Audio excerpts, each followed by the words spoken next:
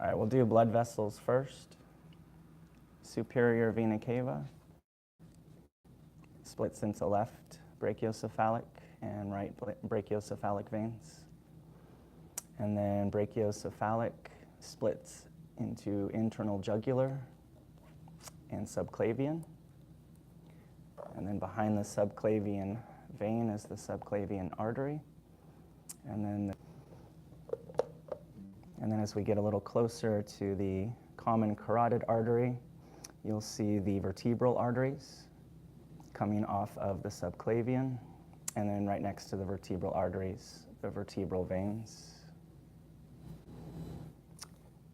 From the back, you can see a zygus emptying into superior vena cava. You can see the descending aorta.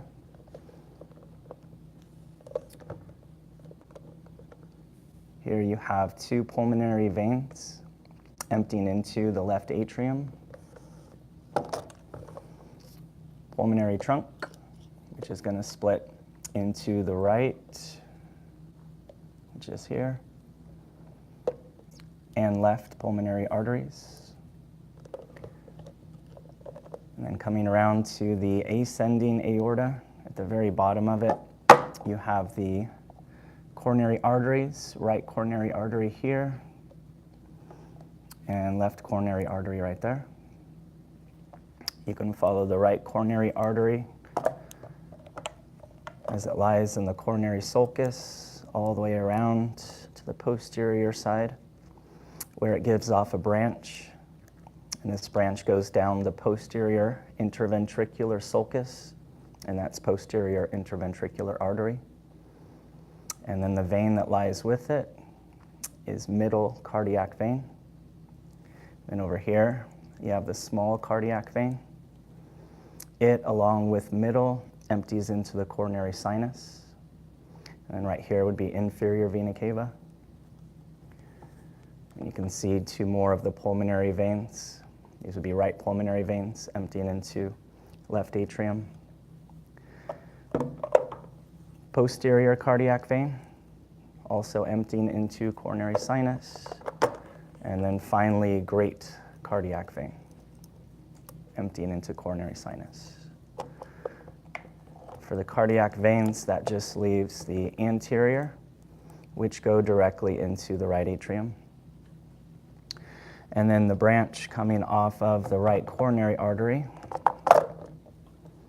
that comes down the margin of the heart is the right marginal artery.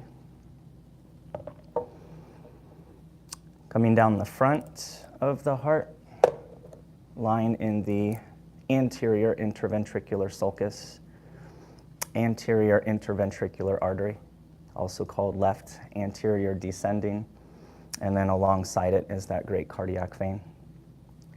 Where the anterior interventricular artery comes off of the left coronary artery, you have a second branch, which is circumflex. Actually wraps all the way around and meets up with the right coronary, where it forms the posterior interventricular artery. Aortic arch, you have first brachiocephalic trunk, which splits into the right common carotid artery and right subclavian artery.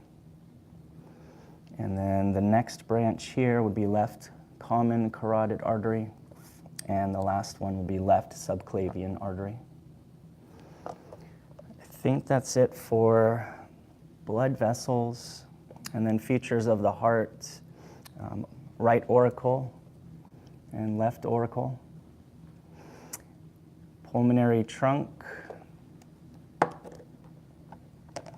with the pulmonary semilunar valve. On the other side of the valve would be the right ventricle and the right AV valve leading into the right atrium. And then down inside of the right atrium, the big blue circle at the bottom, that's inferior vena cava. And the small blue circle next to it, entrance to the coronary sinus.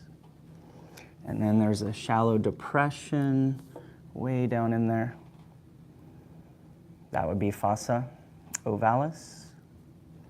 And of course, entrance to superior vena cava at the top. And then here in the wall of the right atrium, pectinate muscle, SA node. And then the wall of the ventricles have a lot of trabeculae carnae, papillary muscles, which connect to the chordae tendineae, which connect to the cusps. Interventricular septum, separating right ventricle from left. There's another papillary muscle, more chordae tendineae, left AV valve. And then if we go backwards into the left atrium, you can see the entrance from those 4 pulmonary veins, 2 on the left, 2 on the right. And then also from the left ventricle, you can see the aortic semilunar valve. And then just on the other side of that would be ascending aorta. This whole top region of the heart is the base. That pointed bottom region is the apex.